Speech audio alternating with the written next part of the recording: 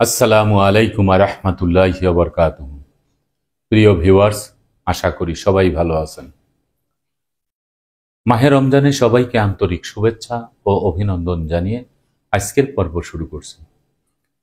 আজকের পর্বের যে ভিডিও, সে ভিডিওর মূল বিষয় হচ্ছে দাগে দাগে সম্পত্তি ক্রয় করে এক দাগে ভোগ দখল।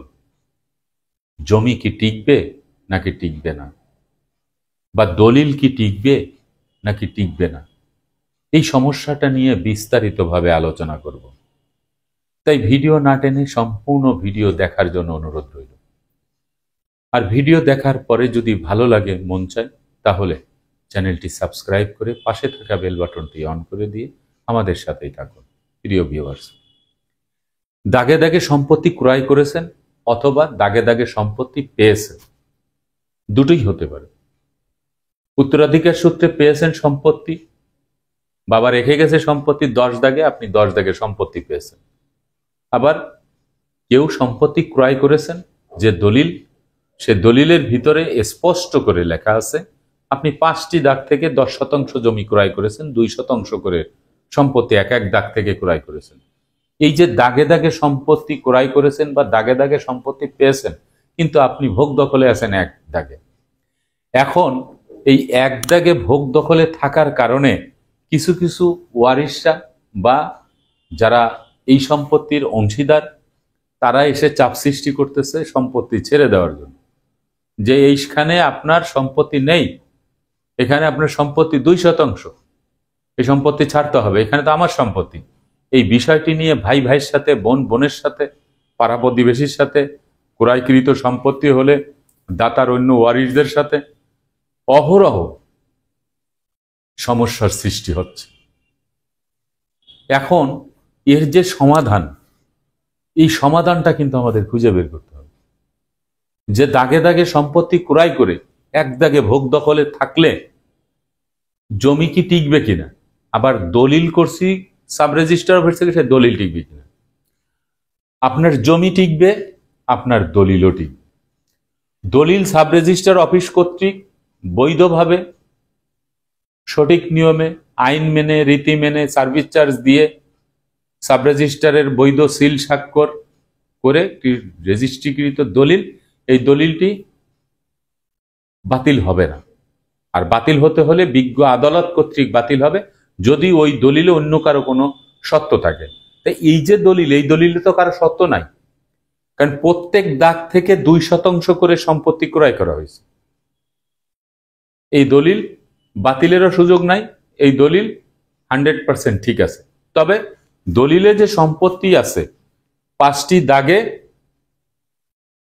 10% সম্পত্তি, 1011 দাগের কাতে 2%, 1012 দাগের কাতে 3%, এরকম করে লেখা থাকে না, এই 2% করে 5টি দাগে 10%। তাহলে আপনি সাধারণ একজন মানুষ হিসেবে চিন্তা করেন, যে আপনি যদি 5টি দাগে 2% জমি কেনেন, তাহলে আপনি বোকার মতন 101 দাগে কিভাবে বসে থাকবেন? আপনার জমি তো 5টা দাগে। তাহলে এই দলিল 100% টিকবে, কিন্তু আপনি জমি, ওই যে দাগে আপনি বসে আছেন, ওই দাগে মাত্র 2% জমি আপনার টিকবে। বাকি 8% জমি কি তাহলে হারাই যাবেন? না, 8% জমি হারাবে না। ওই 8% সম্পত্তি আপনি বাকি 4 দাগে তো আপনার আছে, ওই 4 দাগে সম্পত্তি আপনি কিন্তু পাবেন। আপনার প্রত্যেকটা দাগে দাগে আপনাকে যেতে হবে।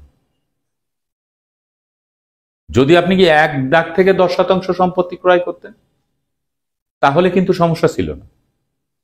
এখন বাকি যে অবশিষ্ট ভোগী বা অবশিষ্ট অংশীদার, তারা তো মেনে নিচ্ছে না। ওয়ারিশি সম্পত্তি ক্রয় করেছেন, তারা বলছে আপনি প্রত্যেক দাগে 2% করে সম্পত্তি নিয়ে নেন, বা সম্পত্তি বিক্রি না হলেও যে ভাই এক দাগে বসে আছে, অন্য ভাইদেরকে 2% করে দেশে, সে এক দাগে 10% নিছে। এখন অন্য ভাইরা বড় হয়েছে, তারাও বলতেছে যে ভাই আপনি এখন এখানে 2% রাখেন, আপনি অন্য জায়গায় চলে যান। অথবা তিনি মারা গেছেন, তার যে ভাই বউ মানে ভাতিজা ভাতিজি আছে, তাদেরকে বলতেছে এই দাগে তোমার 2% সম্পত্তি, আর 4 দাগে আছে 1%। এই যে একটি সিস্টেম, এজন্য সম্পত্তিও নষ্ট হবে না, দলিলও নষ্ট হবে না, কিন্তু আপনাকে যেতে হবে দাগে দাগে। এর সমস্যা সমাধান করতে হলে আপনি তাদের সাথে লিয়াজু করে আপনি আওয়াজ বদল দলিল করতে পারেন। যেমন আপনি যাদের কাছ থেকে সম্পত্তি ক্রয় করেছেন, যে ব্যক্তির কাছ থেকে, তিনি বাকি 4টা দাগে যে 8% সম্পত্তি, তার অন্য ওয়ারিশরা কিন্তু ওই সকল দাগে তাদেরও 2% করে সম্পত্তি আছে। আবার আপনি যে দাগে আছেন সেই দাগে তাদেরও 2% করে সম্পত্তি আছে। তো বাকি যে 4 জনের সম্পত্তি আপনি এখানে দখল করে রাখছেন, সেই সকল মালিকদেরকে যদি আপনার যে 4 দাগে 2% করে সম্পত্তি আছে তাদের সাথে কথা বলে কোনো কিছুর বিনিময় করে হলেও আপনি এই আওয়াজ বদল করে আপনি আপনার জমি তাদেরকে ছেড়ে দিতে পারেন, তাদের সম্পত্তি আপনাকে ছেড়ে দিল। তাহলে আপনি এই এক দাগে আপনি আওয়াজ বদল করে আপনি থাকতে পারেন। এছাড়া আপনি কিন্তু থাকার সুযোগ আপনার থাকবে না। আপনি যদি বিজ্ঞ আদালতে মকদ্দমা করেন তাও আপনার পক্ষে জাজমেন্ট আসবে না। কারণ বাবার রেখে যাওয়া সম্পত্তি হোক বা যেই ব্যক্তি আপনাকে সম্পত্তি বিক্রি করেছে, প্রত্যেক দাগে দাগে 2% করে সম্পত্তি দিয়েছে, সেই দাগে দাগে গিয়ে আপনার সম্পত্তি ভোগ দখল করতে হবে। এখন অনেকে প্রশ্ন করেছেন আমার তো নামজারি হয়ে গেছে, আমি দখলে আছি, আমার নামে নামজারি হয়েছে। কিন্তু আপনি নামজারি হয়েছে এই বিষয়টা আপনি দেখেছেন, এটাতে আমিও একমত যে আপনার নামে নামজারি 100% হবে। কিন্তু ওই নামজারিটা কিন্তু আপনার ওই দাগে দাগেই হয়েছে, দাগে দাগে হয়েছে আপনার নামজারি। আপনার এক দাগে কিন্তু 10% জমি দিয়ে নামজারি দেয় নাই। কারণ এত বোকা কিন্তু ভূমি অফিসের লোকজন না। কারণ দাতার মূল জোট থেকে যখন সম্পত্তিটি মাইনাস করছে, আপনি 1012 দাগে যদি আপনি বসে থাকেন 10% জমি নিয়ে, মূল জোটে খুলে দেখে যে 1012 দাগে মূল জোটে তো তার সম্পত্তি আছে মাত্র 2%, সে 10% জমির নামজারি কিভাবে দেবে? আপনি যার কাছ থেকে সম্পত্তি ক্রয় করেছেন সে তো 1012 দাগে তিনি মাত্র 2% সম্পত্তির মালিক, আর সেই 2%ই তো আপনার কাছে বিক্রি করছে। সে 1013 দাগে 2%, 1014 দাগে 2%, এরকম করে তো তিনি 5 দাগ থেকে আপনার 10% জমি বিক্রি করছে। তাহলে ইসে থেকে আপনার ভূমি অফিস থেকে কিভাবে আপনাকে এক দাগ থেকে 10% দেবে? মালিকের তো নাই ওখানে সম্পত্তি। এই বিষয়টা কিন্তু বুঝতে হবে। আমরা অনেকে বুঝি না বিদায় বলি যে আমার নামে নামজারি হয়ে গেছে। নামজারি হয়েছে আপনার নামে, এটা আমরাও অস্বীকার করতেছি না।